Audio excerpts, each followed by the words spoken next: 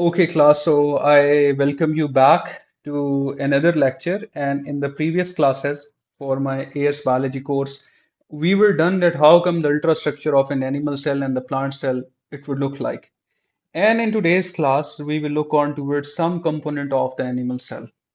And among those components of the animal cell, we would be discussing about the two major components of that. We would be seeing that how does the cell membranes they look like and how does the nucleus they look like. And before we proceed, you have to remember as that the cell membrane and the nucleus and the ribosomes and the RER and the smooth endoplasmic reticulum and the Golgi body and the Golgi vesicles that we have, so they would be common to both the animal and the plant cell. So what I say in context of the cell membrane and the nucleus for the animal cell, they would go the same for all other organisms that we have in the kingdom Animalia, in the kingdom Plantae, that we have in the Protoctus, and that we have in the fungus.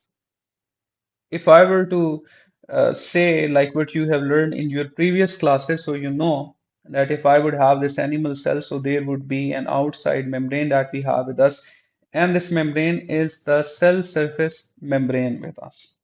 Okay, and we know it very well that the cell surface membrane that we have got, so this basically encloses the cytoplasm of the cell. So the other name that we give to this cell membrane is that this is the plasma membrane. And from the MCQ point of view, what we need to know is that these plasma membrane or the cell membrane, they would have a thickness of 7 nanometer. And as the cell membrane would appear as a single line in your previous classes, but here in the AS biology, the scenario would be different because the cell membrane would not appear as like this, but rather than when we try to see the cell membrane at a very high magnification of 100,000 times, so this cell membrane would have some kind of an appearance, and this appearance we call this as the trilaminar appearance, we say. And in this course, we will come toward another chapter where we will see the cell membrane in a very much detail. So, as of now, you must know is that one of the major component that would make the cell membrane surrounding the cells of our body. So, this is made up of a type of a lipid that we have, and this would be phospholipid. Overall, we have got two type of the lipids, like one are the triglycerides, then we have the phospholipids. But the major component of the cell membrane, this is made up of the phospholipid, and this is the arrangement that we have got for the phospholipid, that this cell membrane has got a kind of a trilaminar or three-layered appearance, but for that we have to be providing this much of the higher magnification, we say. Overall, if we just try to be looking on toward the function of the cell membrane, so what we say is that these cell membrane, they are partially permeable. Why they are partially permeable or they are selectively permeable? Because they control the movement of some substances to be going into the cells and out of the cells. Not all would be allowed. Like if I were to give you an example, you see that if oxygen has to enter into the cell membrane, it would be allowed. If there has to be the entry of the glucose molecules, so this would be allowed again. But if there was some harmful material coming, like if I were to say that there is some toxin coming, or if there had to be an entry of the pathogen, the disease causing organism, like if the bacteria had to come and would like to enter into the cell through the cell membrane, so it would not be allowed.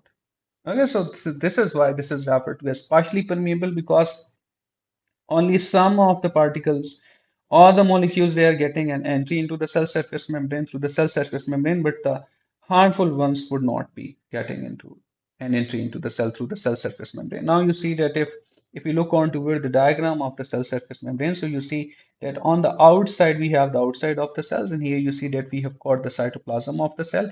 And if I were to zoom here, so you see that this cell surface membrane has a trilaminar appearance. Like here we have got some outer layer, here we have the inner layer, and then in between them we have got some space coming, and we would see that in the photomicrograph this is formed by the tails of the phospholipid molecule, we say. Like if I were to show you a very hard diagram of it, basically is lying here. So you see that this is how the cell membrane is going to look like. Like this is one phospholipids layer, this is the second phospholipid layer. So this is one layer, this is the second layer, and then we have got something here that is formed by the tails of the phospholipid molecules. And in the cell membrane, some proteins and some glycoprotein would come, but we would see it later in another chapter of the cell membrane that how come the cell membrane configuration look like. Now, for your grade, this is also important that you must be aware of that how come the photomicrograph of the cell surface membrane looks like. So here you see this is the outer membrane I have with me. This is the inner membrane I have with me. Overall, this is a cell membrane, but this has a trilaminar appearance having an outer phospholipid layer and inner phospholipid layer. And again, you see that we see a little bit of a space here that actually is formed by the tails of the phospholipid molecules. Now here comes another diagram.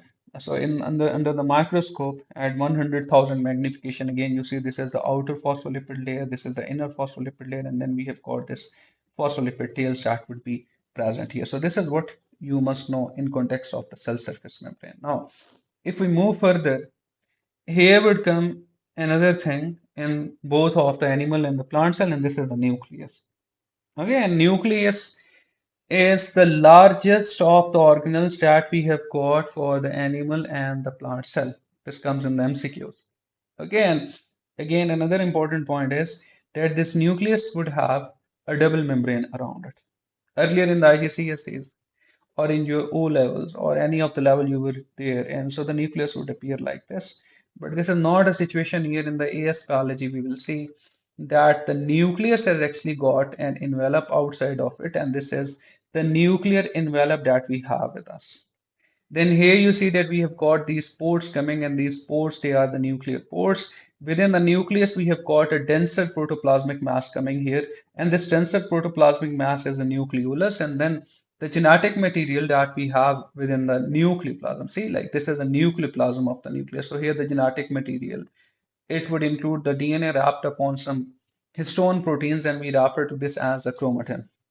Okay, like if I just simply take you to the diagram of the nucleus, like both the photomicrograph and how they would look in the colored form. So here you see at this point what I have with me. So this is the nuclear envelope. We don't see any nuclear pores here, but they would for sure come. Here we have the nucleolus, and then you see that these thread-like structures that we have here in the form of the red marking. So these are the chromatins for us.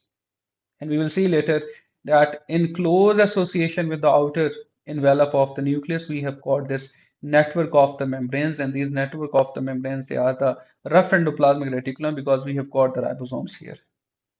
Now, if we were to see the nucleus as in the form of the photomicrograph, like under the microscope, so you see that at this point we have got its nuclear envelope. Then here you see that this part that we have here that looks a bit denser kind of an appearance or a darker kind of an appearance. So this is nucleolus, and then here we have the nucleoplasm, and within the nucleoplasm the chromatin would be lying.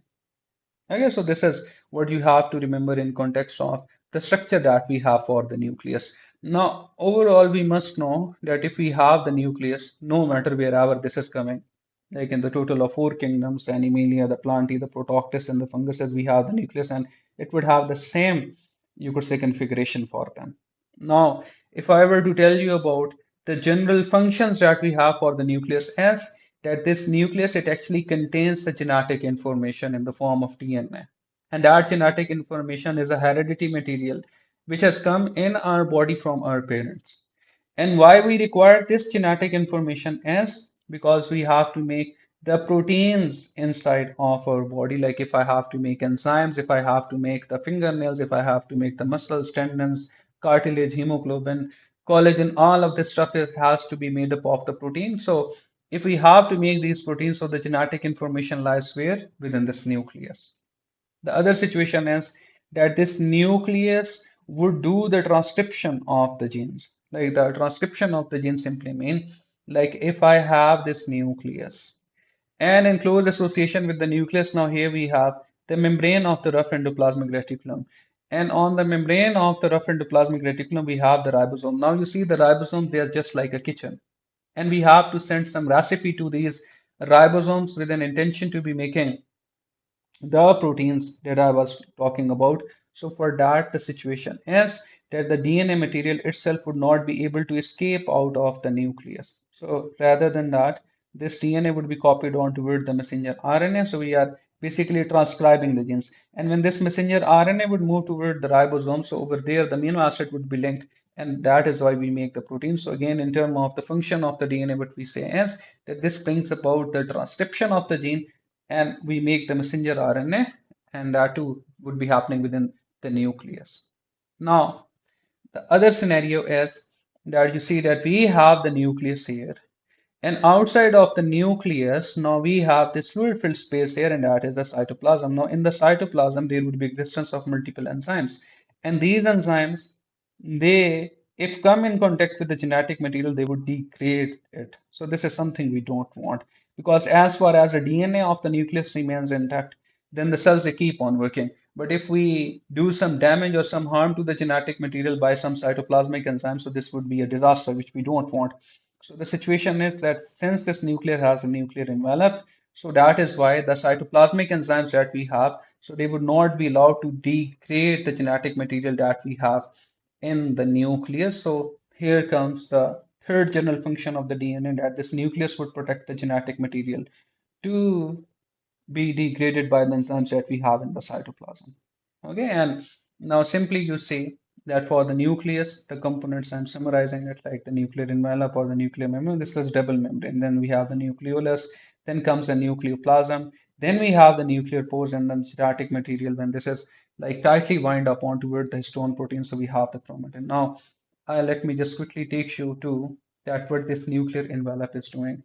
So you see, as I've shown you in the diagram, that this nucleus that we have with us, so this nuclear envelope is attached with the membrane of the rough endoplasmic reticulum. Okay, and then you see that for the nuclear envelope that we have here is its outer membrane, and then we would have an inner membrane, and in between them we have got these nuclear pores. Now, as far as the role of the nuclear pore is to be bothered about, so you see that there are some of the material that enter into the nucleus through the nuclear pore, but some would also escape out of the nuclear pore and they would go into the cytoplasm.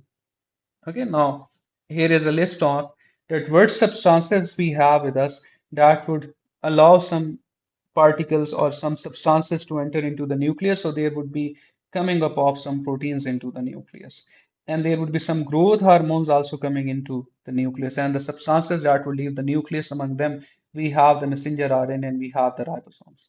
Now you see that why some protein has to enter into the nucleus, because for the making of the ribosomes by the nucleolus, there is requirement of some special proteins and there is requirement of the ribosomal RNA. So when those ribosomal RNA and the protein, they would be assembled by the nucleolus. So we would make the ribosomes, and these ribosomes later would escape through the nuclear pore, and then they would attach themselves to either the membrane of the rough endoplasmic reticulum, or these ribosomes, they would lie freely within the cytoplasm.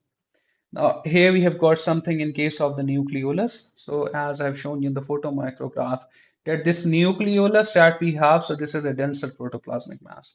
And the role of this nucleolus is that it would combine two things. The nucleolus would assemble two things. One thing that they would connect is the ribosomal RNA, and they would be connected with some specialized protein, and that is why we would make ribosomes out of it. So in context of the nucleolus, you say that they would be making the ribosomes by combining the proteins and the ribosomal RNA. Now, earlier I have mentioned this when I was making you identify the components of the nucleus. I was saying the word chromatin. Okay, what chromatin is that the DNA material in case of our body, this is 2 meter, and cell is a microscopic structure, and the nucleus again would become very microscopic and very tiny. And within that tiny space, if I have to be packing like 2 meter of the DNA, so there has to be a compact packaging. So when I would take the DNA molecule, and when this DNA molecule for the compact packaging, when this would be wrapped up on toward the histone proteins, then we get this genetic material, and this genetic material as term its appearance, so we would be calling this as chromatin. And later, these chromatins, before the cell division, when they duplicate them upself, and in mitosis, we will see that these chromatins, when they become highly condensed, so they appear in the form of the chromosomes. But prior to the cell division, or when the cell is normally working or doing some activities of the cells, and this is not going into any of the cell division, so the DNA or the genetic material would lie in a loosely coiled form, and that is chromatin. Chromosome is a highly condensed form of the genetic material, and typically you know that these chromosomes they look like this. Okay, now when the chromosomes they look like this, again we have the DNA material, but our DNA material would be tightly wind. Okay, like this would be appearing in a highly condensed form and we would have these chromosomes. But other than that, when the DNA would be packaged onto it, the histone protein, so we would have this chromatin with us. So for today's class, we are done with the cell surface membrane and we are done with the nucleus, and this would go same for the animal cell and the plant cell. So see you in the next class where we would be talking about the ribosomes, the rough endoplasmic reticulum, and the smooth endoplasmic reticulum.